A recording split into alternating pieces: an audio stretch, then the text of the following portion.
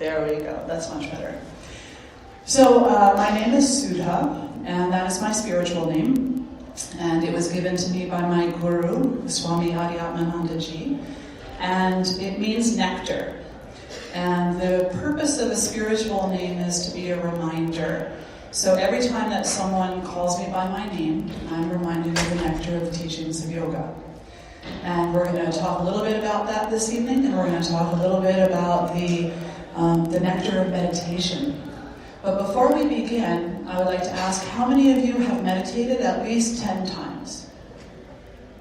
At least 100 times? At least 10 years? Well, I'm glad to see that so many of you have been practicing at some level. I'm always enthusiastic when I see more than half of the hands in the room go up. So that's absolutely wonderful. It means that we're gathered with a lot of enlightened beings here tonight. So now we're going to start with just a little bit of a visualization. So I'm going to ask you all to sit tall with both feet on the floor and close your eyes. And focus on your breath. Breathing in and breathing out. Be aware of your breath. Be aware of the life force, the sacredness of your breath. Notice how each breath comes in and out of the body. And allow yourself to be one with that. Nothing else matters except the sacredness of your breath in this moment. Allow yourself to be aware that the breath flows through all things everywhere. It is the unifier, the greatest gift that brings us together in a state of oneness. I'll ask you now, keeping the eyes closed, to transport yourself back in time. Back in time to the year 1893. Yes, the year 1893. And you are in Chicago at the Great Parliament of Religions. And you are awaiting the arrival of a very special teacher. A teacher who is going to talk on universality and unity. A teacher who is going to talk about yoga. He's come a very long distance. He traveled all the way to Chicago from India on an informal invitation. As you're sitting there, the lights get dim, the lights of the stage get bright, and a short man wearing orange robes begins to walk across the stage to the podium. Jubilant, bright, he walks to the podium and he introduces himself. My name is Swami Vivekananda.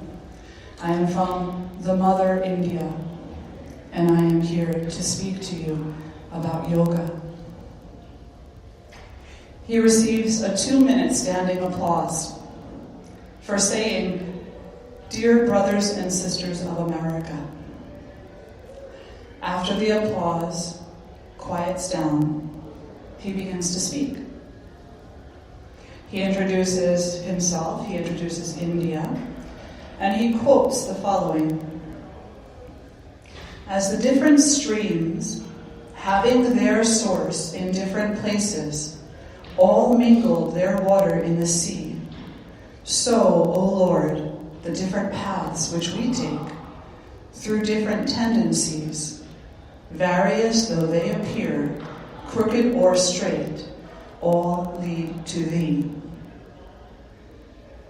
He went on to further reflect.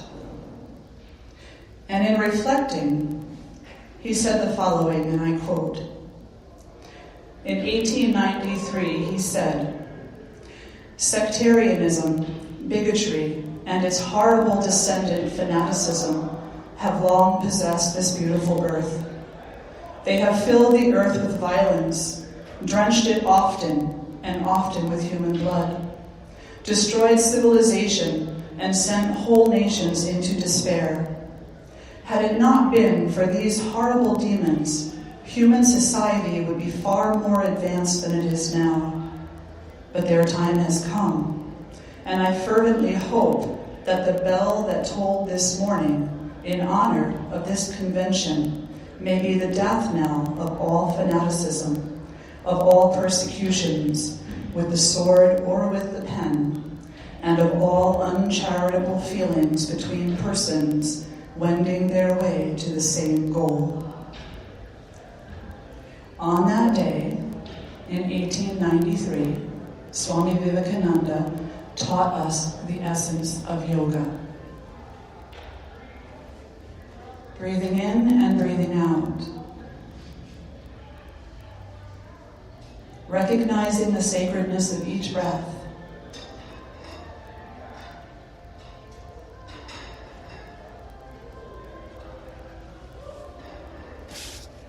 Swami Vivekananda went on to say, each soul is potentially divine. The goal is to manifest this divinity within by controlling our nature, external and internal. Do this either by work or worship, mental discipline or philosophy, by one or more or all of these, and be free. This is the whole of spirituality. I welcome you to open your eyes. What is meditation? Sitting quietly. Being not complicated. Being very simple, focusing on the breath. Saying a prayer. The practice of compassion. Being so focused that we're not distracted by a major interloper that we all experience, and that interloper is fear. Meditation is the great antidote to fear. When I was reviewing Swami Vivekananda's visit to the United States, and I was reviewing his speech, I was just taken by this idea that in 1893 he hit the nail on the head. He said that our fanaticism is what causes suffering in this world. And he could not have been more correct. I'm always inspired when I think that 10,000 years ago, or 5,000 years ago, or 1,000 years ago, in India and in other parts of the world as well, the great teachers, the saints, the sages, they knew the same thing. They knew that our fanaticism is what causes suffering for humans and for non-humans, for this world. And many of these teachers also dove in deep and did some research on the human condition, trying to find a solution. One of the solutions that they found was that in order to alleviate ourselves of fear, we very simply need to become fearless. The Buddha, many of the great yogis through time, many of the great Christians through time, many of the great prophets of all traditions said, but there has to be a path. There needs to be a way to overcome fear, to become fearless. What is the path? The path is self-inquiry. In meditation, it's to sit down with yourself in a state of peace, in a state of quiet, in a state of non-complication, and just be compassionate. Be love. Be free of your fear. But in talking about yoga, a lot of the ancient teachers realized, that was a good catch, wasn't it? They realized that for most people, probably 99.9% of people, Yeah, sitting is not easy. How many of you had a great time the first time you sat in meditation and said, this is for me, I'm going to do this every day for the rest of my life? Nobody. Maybe 2 hands going up. Very good. So they said, well, then there's got to be a process to bring people to the point where they can sit. And that process also became known as yoga. So we have this overarching idea or concept or essence of yoga, which is unity. Actually, union with divinity and with each other. And then we have the process of yoga, of which the postures. How many of you practice yoga? How many of you have been to a yoga class? So a lot of you. So you go into your yoga class, you practice your warrior 1 and your warrior 2, and you're like, this is pretty cool. Maybe I'll be able to put my foot behind my head one day. Who knows? But did your teacher ever tell you that the purpose of the posture is not the posture? At least not that posture. The purpose of the posture is to strengthen you and to bring an amount of circulation and resiliency into your body so that you can sit in meditation for a longer period of time and contemplate what it is to be peaceful. So the postures are one of the processes of yoga that prepare us for meditation. We also have pranayama, which would be breathing practices. We have chanting. There's so many different processes. But there's only one meditation. And they apparently liked it. That was good timing. But it's not easy. And no matter what process you undertake, there is absolutely a back and forth, a tugging of the senses, because we have attachments. We like things the way we like things. And our fears are very strong. And the sense of lacking can have an urgency to it that we don't understand, but we still let guide us. But the more that we sit in meditation, the more that we breathe, the more that we surrender, the more we become aware that there's really not anything to be afraid of, that we're okay in that moment, and that we're okay in all moments. That takes a long time, though, to practice. And sometimes when we're meditating, we'll find, wow, I'm making some great progress here. These last few meditations have been so easy. I felt so free. I felt so good. I could rule the world. I feel so wonderful. And then you go sit down again, and you're like, what happened? Oh no, my mind won't stop. It's just going back and forth, and all these thoughts and all these fears are coming to the surface again. And we can ask ourselves why that happens, why those fluctuations, what are called vrittis, why they are present in our minds so incessantly, and why meditation allows us to see them so clearly. Interestingly, I had a new student come in for class several years ago, and he came in and he said, I'm brand new, I've never meditated before. I said, okay, it's fine, have a seat, are you comfortable? Is this the way you sit? And breathe a little bit. And then at the end of class, he came up, he said, this isn't for me. I said, that's okay. I said, but can I ask you why? And he said, well, because I sat there. And when I sat there, the strangest thing happened. My mind started going bonkers. I said, what do you mean by bonkers? He said, well, just like thoughts everywhere. There was like a thought here and a thought there, and then there was that thought, and they just wouldn't stop. And I started laughing. And I said, what happened was that while you were meditating, the meditation showed you the state your mind is always in. It's just that you were watching it. Typically we don't. And he was taken by that. He was curious. He was like, what do you mean that's the way my mind always is? I said, well, before you write meditation off completely, do me a favor. Go home for 7 days. Come back next week, same time. And just tell me what you find. Pay attention to your thoughts. How many thoughts you have every day? How many thoughts you have in an hour? How many thoughts you have before you go to sleep? How many thoughts you have when you wake up in the morning? And keep count. So have a little piece of paper there. And he was like, oh yeah, sure. I'm a pretty calm guy. There won't be that many. He came back the next week. He was like, I stopped after like the first 5 minutes. He said there were just so many thoughts. And then he said, so if I do this meditation, will it slow those thoughts down? And I said, yes. If you do the meditation consistently over a long period of time with little to no interruption and great enthusiasm. And he became one of our most recurrent students. He came to class several times a week and sat and sat and sat. And then he moved away. But he was there for about a year, 3-4 times a week. And the one thing that he consistently said was, this sitting is crazy, but it's so good.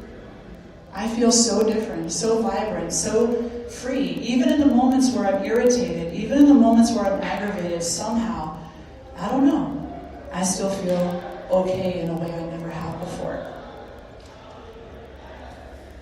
So meditation is the process of sitting, standing, walking, breathing, and being.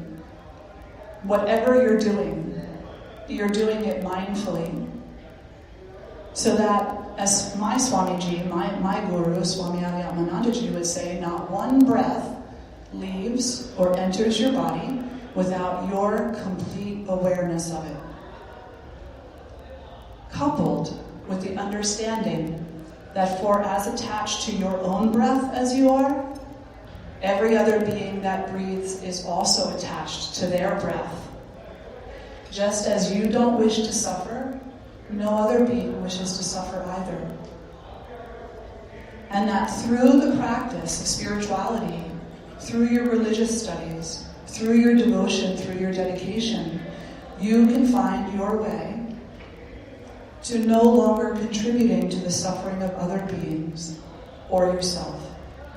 And this was the hope that Swami Vivekananda had for us in 1893. This was the hope that the great Swamis and saints and sages of old times had for us thousands of years ago. This is the hope that Dr. Serio has for us and that all the great spiritual leaders today have for us. They see a brilliant light inside each and every one of us that sometimes we don't see in ourselves, but they know it's there. All we have to do is cultivate a presence to it, surrender to it, and cultivate fearlessness of the things we're afraid of.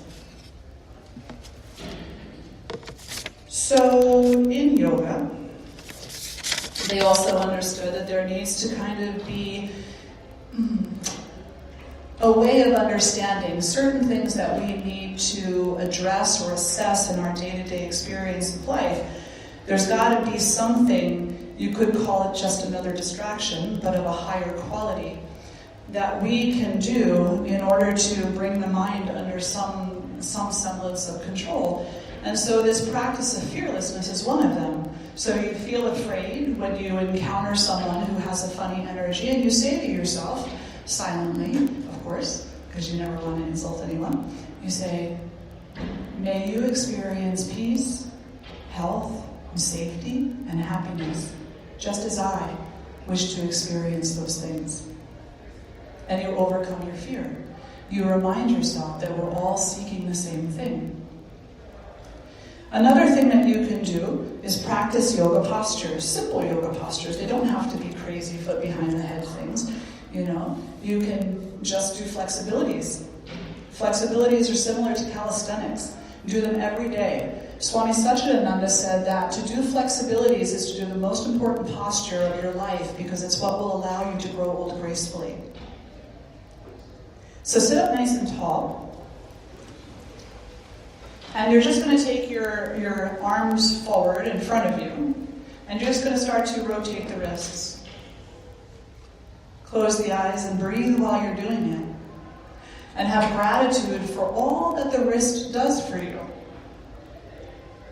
It supports you in picking up your food and your drink. Supports you in shaking hands. Supports you in prayer posture as you say namaste to your friends and to strangers. Go the opposite direction.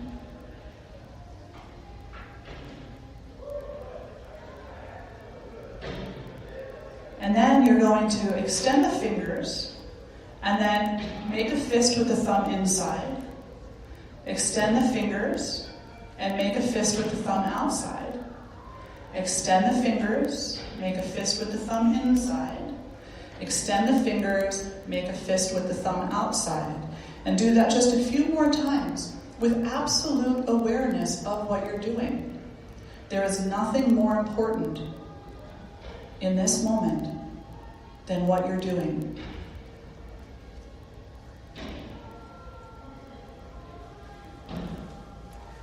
And then keeping the eyes closed, set the hands down onto the lap or onto the table, it's fine. And just notice how your hands feel. Notice that the energy is now warm. Notice that the energy is circulating. Most of you are now smiling because there is an inherent appreciation for the life that flows through. But in many moments, we're not aware of that appreciation. Part of the benefit of meditation, you can float your eyes open, is becoming aware. Becoming aware of the tendency to gratitude, becoming aware of the tendency of overlooking gratitude, becoming aware that it takes simple acts to remind ourselves. So, how many of you had a feeling of relief when you were doing the rotations into the wrists?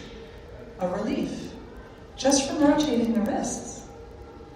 A relief, just from acknowledging the life force within. When we sit down to meditate with discipline, we sit in a cross-legged posture, and we breathe, and we come into stillness, and we acknowledge the life force within, without, around, and throughout.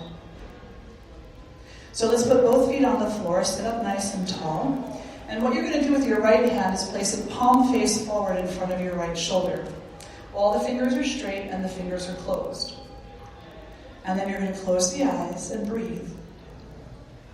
This is called a mudra. It is a gesture that has energy to it. It's called Abhaya Mudra. It is the mudra of fearlessness. So as you sit here, in a concentration practice, you can repeat silently to yourself, my heart is fearless. My heart is fearless. My heart is fearlessly compassionate. We are one. And then release the hand. And just notice those words, how strong they are, how powerful they are.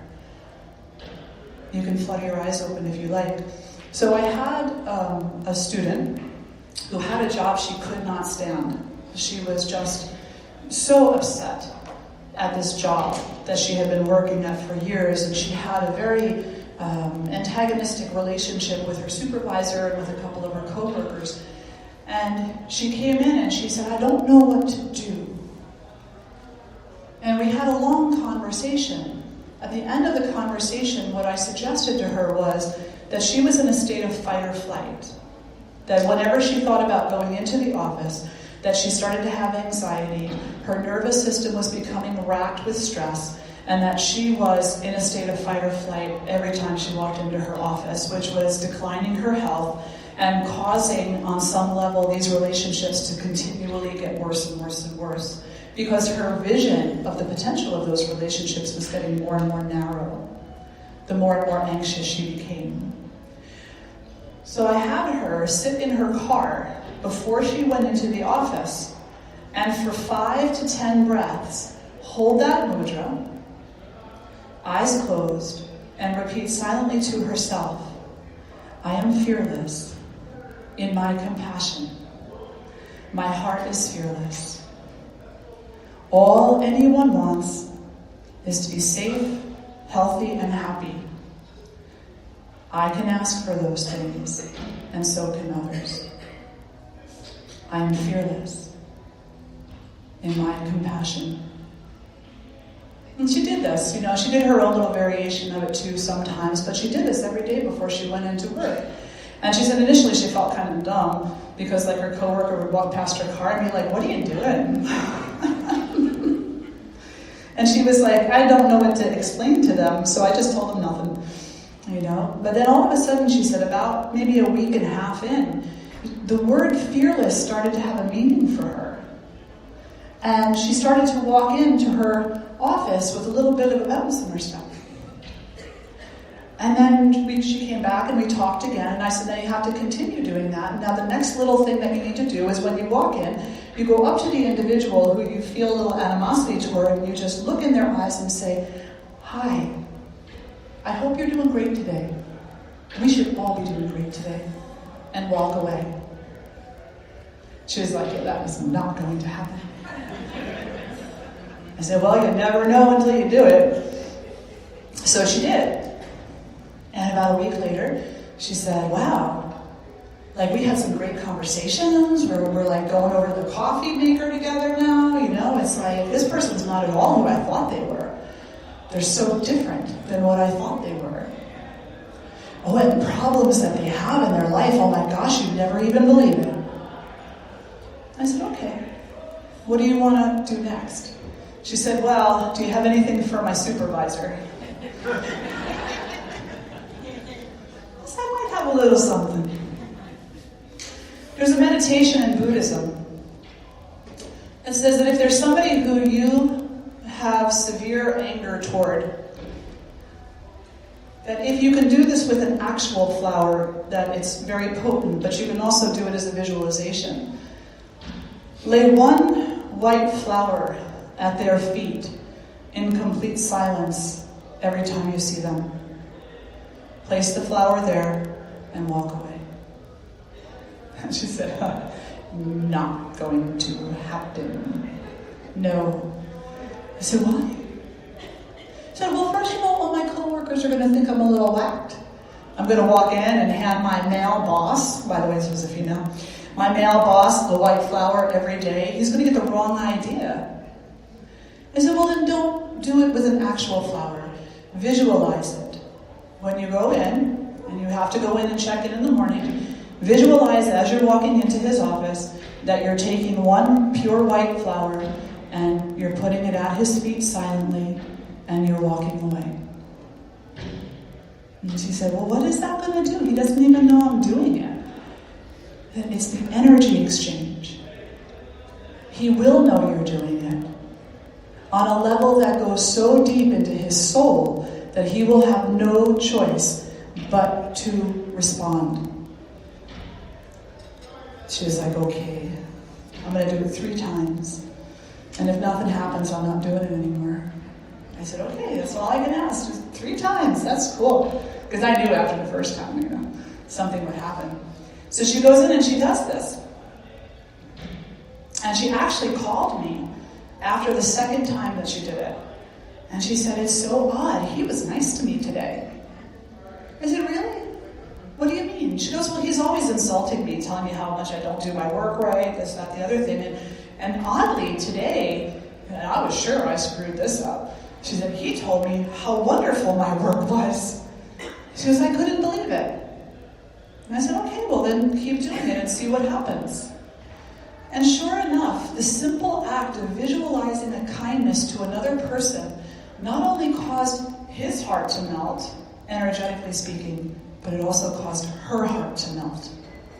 And she began to see him not as a tyrant who was picking on her day in and day out, but she began to see him as a human being who was capable of great happiness and who was capable of experiencing great suffering. And this is the thing that we often forget. We think we're in this alone. Our fear necessitates our aloneness. We say, nobody will understand. I'm not okay. I'm by myself. There's nobody. But when you adopt a spiritual practice like meditation, whether you wanted to do it or not, it reminds you inherently that you are not alone. That not only is there a world of people who are seeking happiness, peace, love, and joy. But there's also a divinity from where we all come, without exception. And if we can walk through this world with just a little more kindness to those we know and love, to those we know and don't love, and to complete strangers, then perhaps we, as a community, can begin a great wave of change. The kind of change that Swami Vivekananda talked about in his address to the Parliament on World Religions in 1893. The kind of change that teachers throughout the ages have talked about, and that teachers today are still talking about. The kind of change we are capable of. Meditation will cause you to do that in the most beautiful of ways. And all you have to do is pay attention. When you pay attention, you cannot help but recognize the sacredness that exists. When you pay attention, you cannot help but to recognize the inherent beauty, the inherent goodness, and the inherent unity. When we pay attention on purpose, we no longer want to harm anybody. In yoga, we call that ahimsa, not harming, not violent. When we pay attention, our faith deepens no matter what tradition we are from. When we pay attention, we remember what we have forgotten. Now there's a very special meditation, which before I introduce this, I do just want to say that in yoga there's a difference between concentration and meditation. Concentration is when you're focusing your mind on something, which is what I'm going to ask you to do in a moment. And meditation is when you get lost to that. When you enter into an experience of peace, deep peace. When the fear falls away and there is just peace. So I'm going to ask you to sit tall one more time. Hands can be where they're comfortable. And you're going to close your eyes. This particular concentration meditation is probably one of the most pertinent for our times. It's called metta, loving kindness. So take a breath in and a breath out. And call to mind the face of someone that you love. The moment you call their face to your mind, perhaps it makes you want to smile. You love them so much. Allow your heart to be grateful for their happiness. But allow yourself to also know that this person has suffered in this life. Maybe you know of a time they suffered. Remind yourself. Recognize that they have cried. They have been fearful, disappointed, sad. And send them this affirmation. May you be safe as I wish to be safe. May you be healthy as I wish to be healthy. May you be happy as I wish to be happy.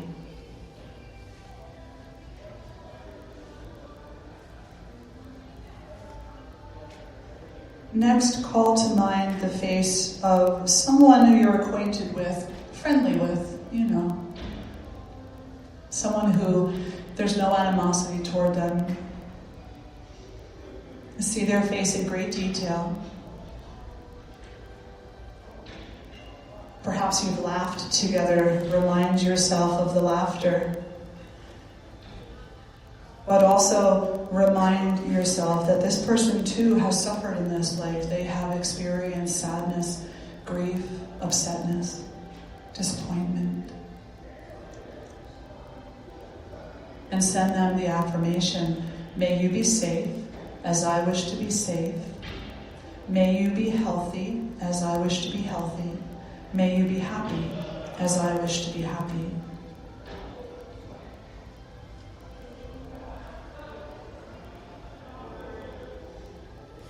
Now visualize in your mind's eye some people that you don't know. People from all over the world. People from different backgrounds, different economic status, different skin color, different languages. People from all over the world. See their smiling faces, the brightness in their eyes. Be grateful for their happiness. But remind yourself that they have also suffered in this life. And for the next few moments, just imagine that suffering. Imagine the suffering of war, disease, natural disasters, the violence of prejudice. Imagine their suffering and send them the affirmation. May you be safe as I wish to be safe. May you be healthy as I wish to be healthy. May you be happy as I wish to be happy.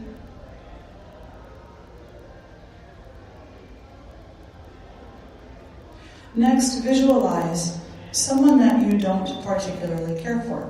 Somebody perhaps who you feel has done you wrong. Bring their face to the front of your mind. See their face with great detail. And allow your heart to be grateful for their happiness. Allow yourself to know that their happiness means they're not suffering, which means they're not violent, which means they're not harmful.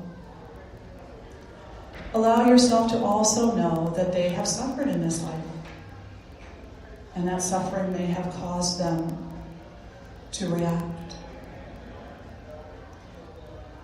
Send them the affirmation. May you be safe as I wish to be safe. May you be healthy as I wish to be healthy. May you be happy as I wish to be happy.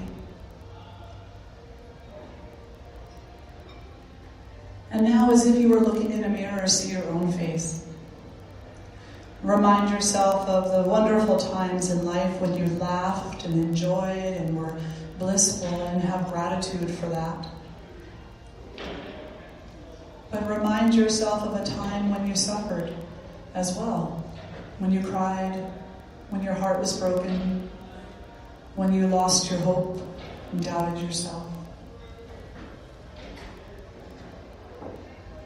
Send the affirmation to yourself. May I be safe as all other beings simply wish to be safe. May I be healthy as all other beings simply wish to be healthy. May I be happy as all other beings simply wish to be happy. And now see yourself in a room with all of those people. You're standing in the center of this group of people, and there is a light emanating from the center of each heart. And with each breath that you take, that light grows brighter.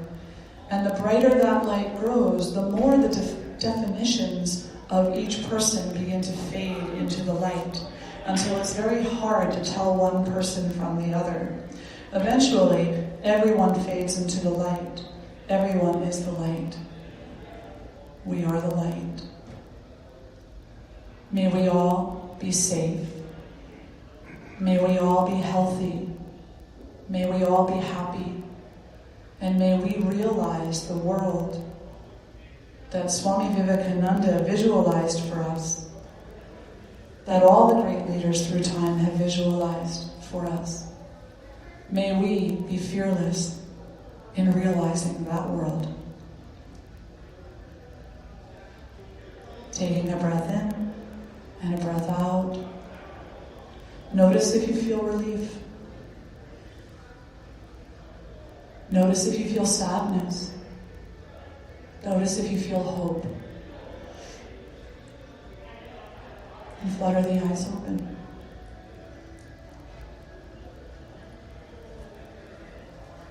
Today, in the world, it's very popular for people to come up and to start talking about brain waves and this and that and the other thing. And there's a lot of really interesting information there to be had for sure. But the reality is that that information isn't going to help you. And it's not going to help me. It's just information. What is going to help you, and what is going to help me, what is going to support us, is the practice, is doing it, is sitting for moments and intending compassion, breathing with awareness, being with awareness, adopting a non-violent perspective in life, practicing forgiveness, loving all, hating and harming none. And that is potentially the greatest meditation, because when we have become masterful at the application of non-violence, we will know God. Until then, we're a couple steps away. So if that's truly your intention in this life, and my intention in this life, how can we settle for anything less than to practice the thing that will bring us home again? Are we good? Okay. So I will open it up for questions.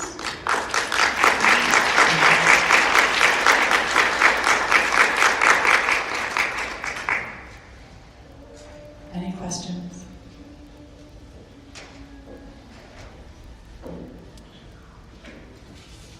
This isn't actually a question, but I started meditating 45 years ago, at which point I spent 2 years in an ashram, and it completely changed my life. So I can bear witness to the wonderful results of the types of things you are teaching. I'm currently teaching mindfulness-based cognitive therapy to patients and practitioners in the mental health community.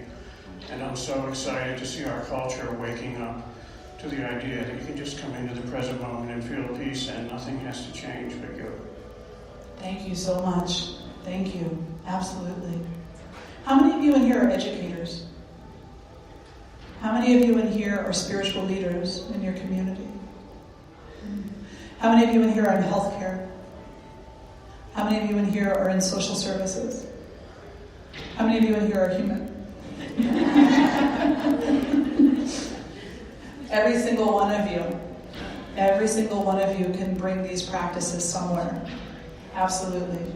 And then together we can change the world. Any other questions? No questions? What about experiences?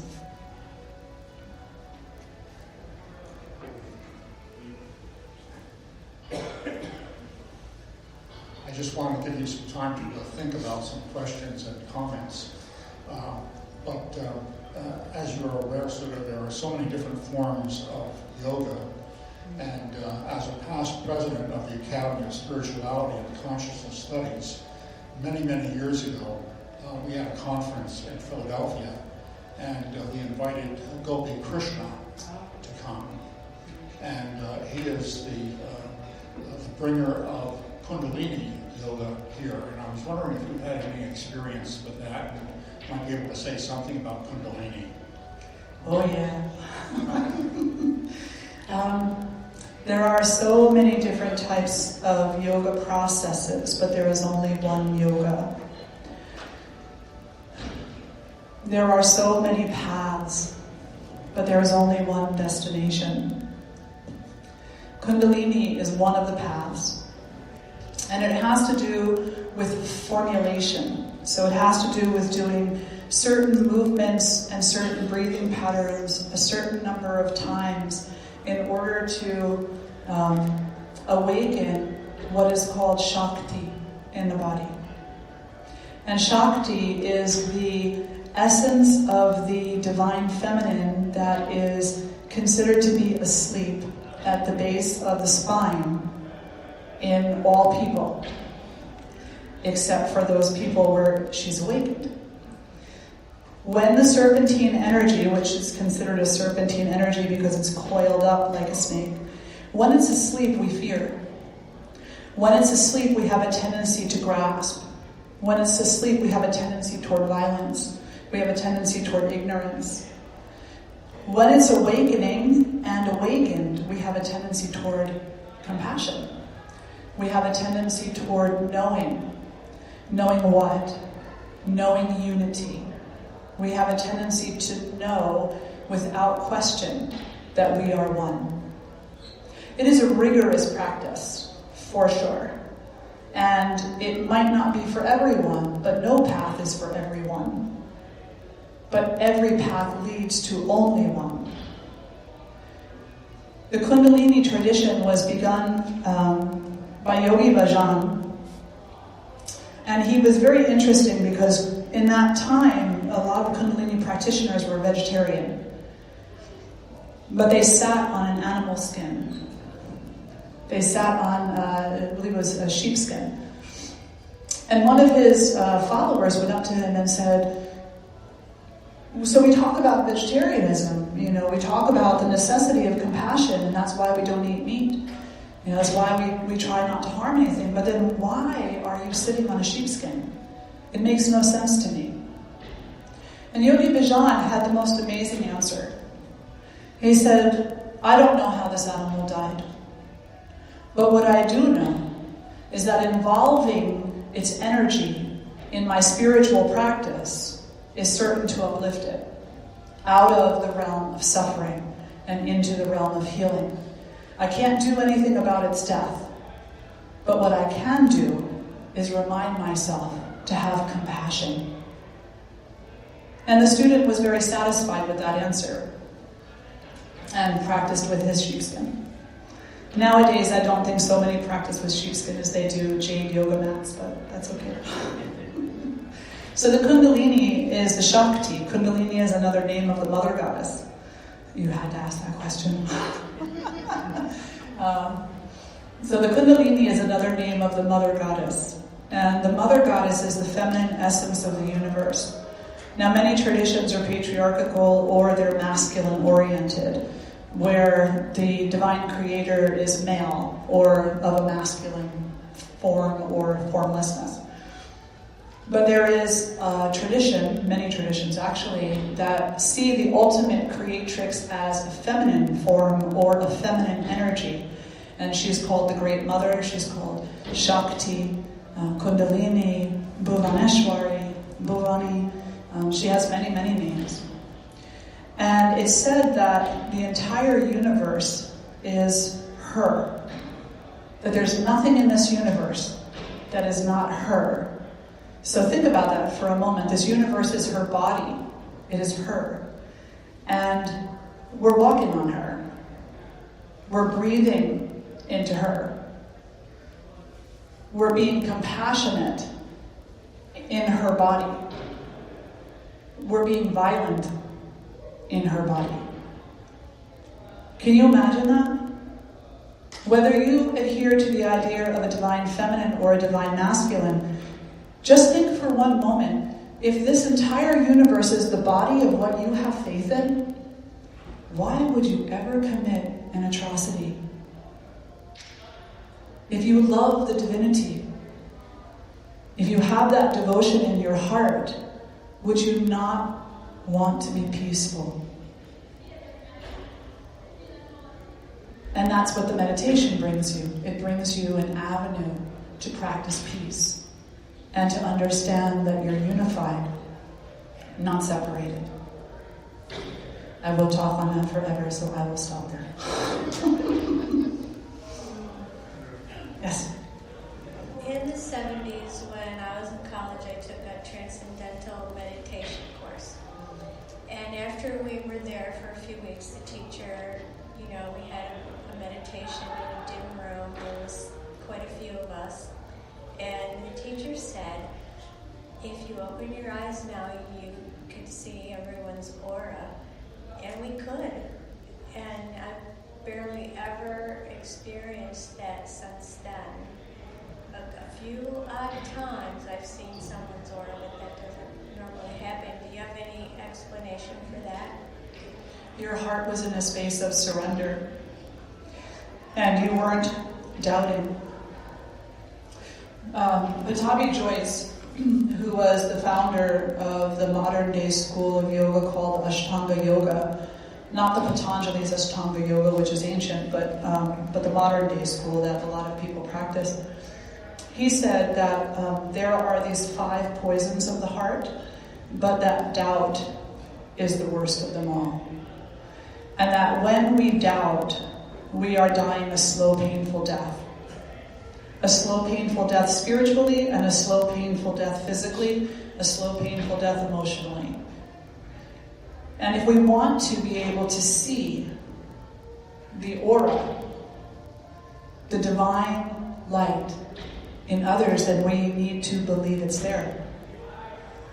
We don't see what we don't believe. We don't see what we don't have faith in. So we need to re-educate ourselves on how to surrender to this understanding that what you saw, that aura, there's a whole science to that, it's just amazing.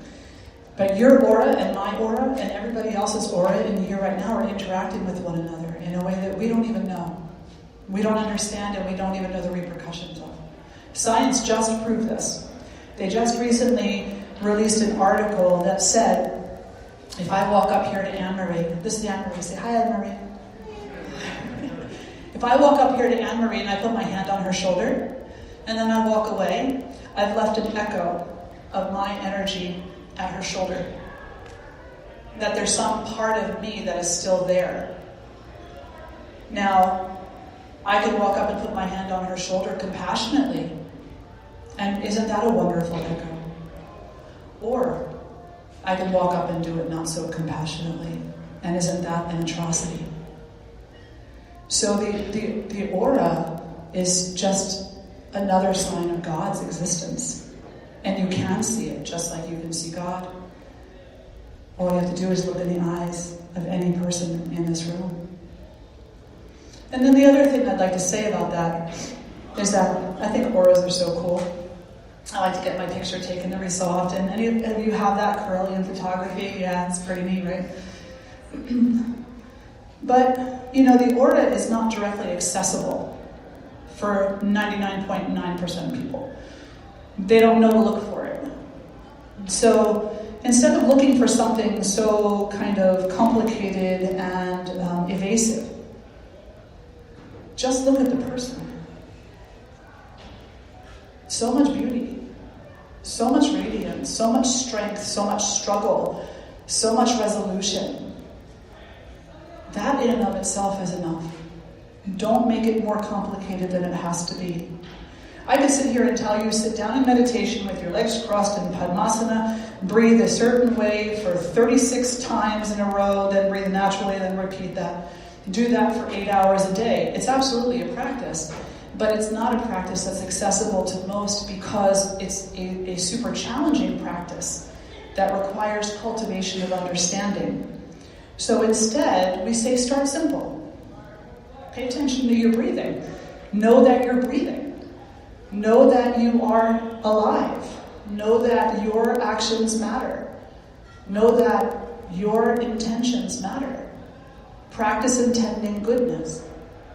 Practice seeing. Don't just look past a person. Look in their eyes and meet them. That's a great meditation. Every person you meet tomorrow, when you go past them, look in their eyes and tell yourself, this person has a story of suffering and of healing, and they are an inspiration to my remembering. But the auras are really cool. I like them too, for sure. Yes? Yes, thank you very much. I'm very active in international organizations involved in dream work. And we've found that dream sharing almost leads to the same kind of effects that you're talking about. Ultimately, there's a sense of community, compassion, sharing, and many times the groups I've been connected with, you have identical dreams, and you're in different countries. I'm not talking about routine guesswork type imagery, but very unique things. So there's a sense of coming together while we're dreaming. And in fact, you were talking earlier about the Kundalini phenomenon. Sometimes dreams portend the emergence of a Kundalini kind of energy, even though it was not sought. And a dream imagery then represents the kinds of things you just mentioned, even though the dreamer had no prior knowledge of the connection to that culture or that symbol. So there was something buried deep in the subconscious that's common. In the case of the Kundalini imagery, and its roots back into the ancient Sanskrit areas, or whatever other culture it emerged from, they're all coming together in a common kind of imagery. So we found dream work really generates the same kind of feelings that you were discussing. Absolutely, and that is so amazing. Very complicated for most, but there is a writing, at least one, probably more, in yoga that says, if you dreamed it, it happened. I'm paraphrasing. But if you dreamed it, it happened. And it has to do with the idea that God can appear to you in any way He wants to. And life can appear any way it wants to, and nature can appear any way it wants to.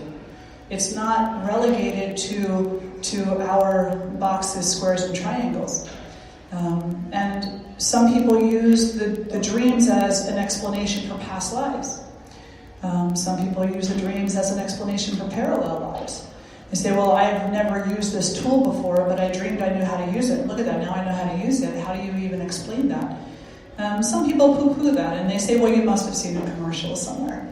But other people say, no, actually, there is a place where you learn that. And it's beyond us to potentially completely define that, other than to know that if that's the fact that we can have these awakenings when we are asleep, as well as when we're awake. And I could say some things about Advaita Vedanta here too with regard to sleeping. But if we're able to be awakened while we're in our sleeping state, and we're able to be awakened while we're walking around this world, then there's a lot of awakening that we're missing out on. Every single person in this room at one point or another has said, I just want to live a good life. I just want to be happy. I don't want to suffer anymore. I just want to get along with everybody. I just want us all to be safe, healthy, happy. We can. Sleeping, waking. There's other conversations that we could have about the Om and the four states, including the Turiya, and in Advaita Vedanta, where the premise there is that we're all sleeping. We're all asleep. That this is just another sleep state. And that if you wish to become awakened, then you should just wake up. I'll stop there. Other comment or question?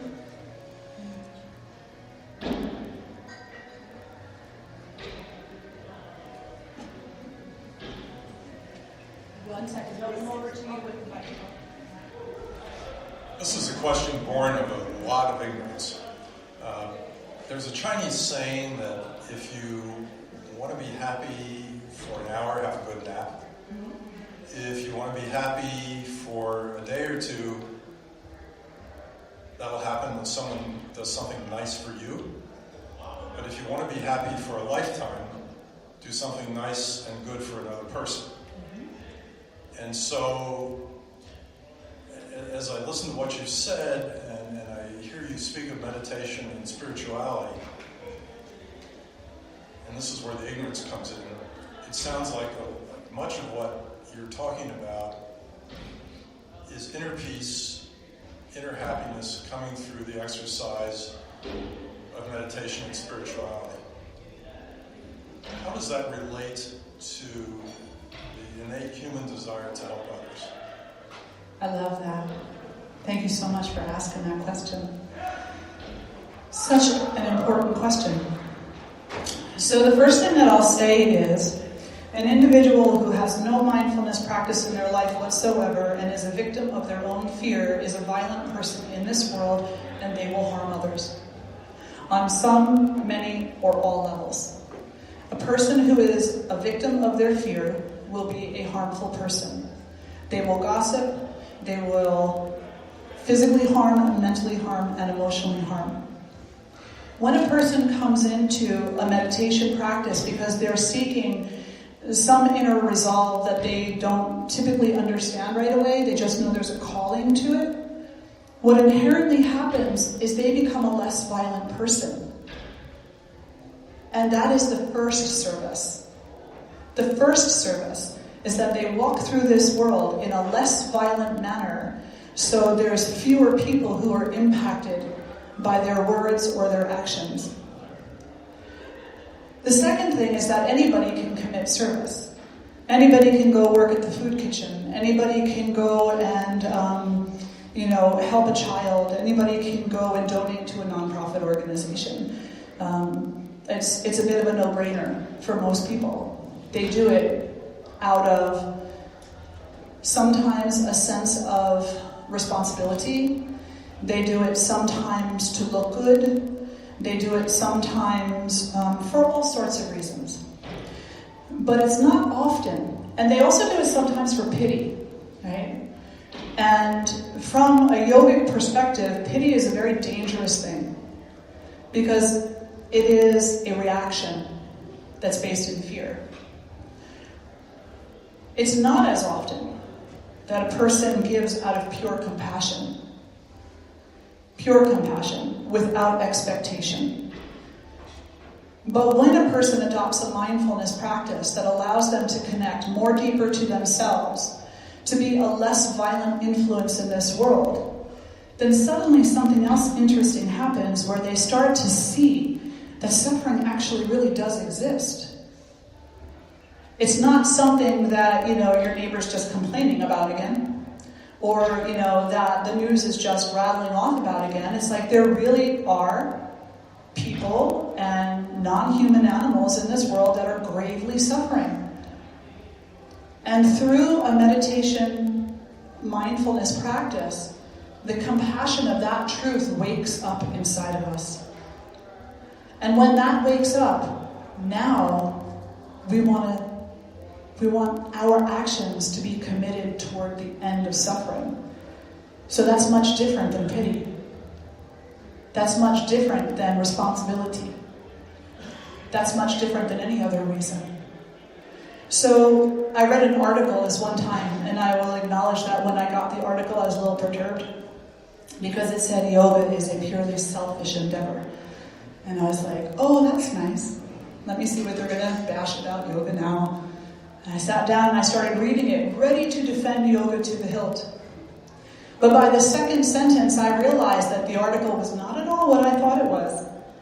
That what they were talking about was that yoga has to be, and any spiritual practice has to be, a self-centered practice first, in order to awaken the individual as to the magnanimity of all of their actions.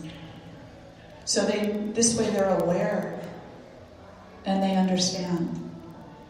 And in so understanding, they wish to commit more kindness and more kindness. And then they derive joy from that kindness, the kind of joy that can't be bought or sold. They just derive joy from seeing that suffering is being alleviated and that this person has a moment of relief, a moment of peace, and it's wonderful. And it doesn't even matter that I'm the one who was involved, because if it wasn't me, it would have been somebody else. So there's no ownership over that either at some point. It takes a long time to get there. But at some point we relinquish ownership also over the fruits of the actions of service. Does that make sense? I'm so glad you asked that question, so thank you. Thank you. Yes, this lovely young lady here. I think you answered a lot of things I was thinking about, but as a Catholic, many years ago, at Precious Blood Convent, right here in Reading, we had nuns who came from Massachusetts and had retreats on yoga and opening up. And you're right, it is a selfish thing we start with. We've got to improve ourselves. And over at Albernia University, there is a sister over there, Sister Jean, who has these classes on meditation. Father Keegan wrote a book, Open Heart, Open Mind. And if you only have one book like that next to your Bible, that's a perfect book to have. Not putting down yoga or anything else, because that's still what we practice, but meditation each day just opens your heart up to other things. Absolutely. And meditation is the culmination of the practices of yoga. So in the yoga, there's an eightfold path, and it starts with yama, niyama, asana, pranayama, pratyahara, dharana, dhyana, and samadhi. The first one is ethic, the second one is ethic. They're a group of ethics that we should all practice internally and outwardly toward others. And then the postures come in. And again, the postures are meant to support you in becoming strong enough to sit for meditation. And then you practice your pranayama, and there's medical reasons for that, and there's wellness reasons for that. Then you start practicing pratyahara, which is sense withdrawal, so that we're not so attached to the drive of our senses. I want that chocolate cake, I want revenge. I want. So sense withdrawal allows us to minimize to some degree the effect of the senses upon us, which then opens us up to a greater level of concentration, which leads to a natural meditation, which leads to absorption. Absorption into what?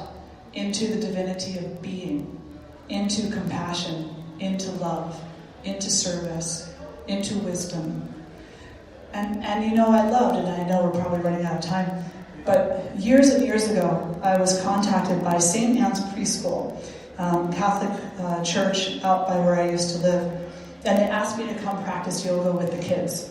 I said, absolutely, love kids, they're so fun.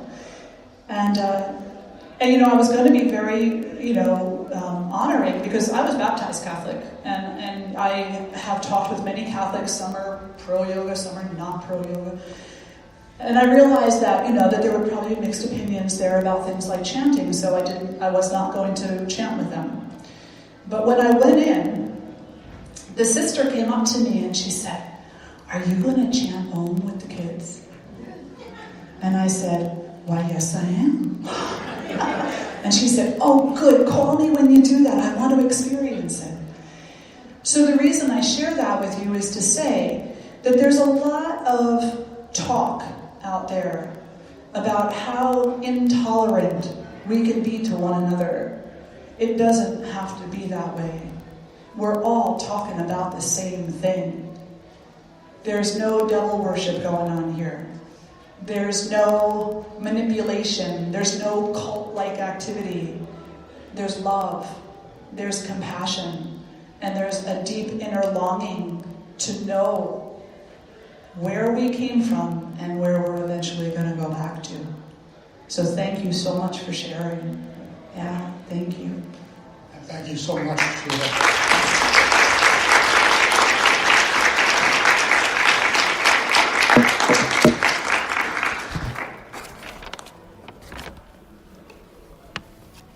You have given us so much to think about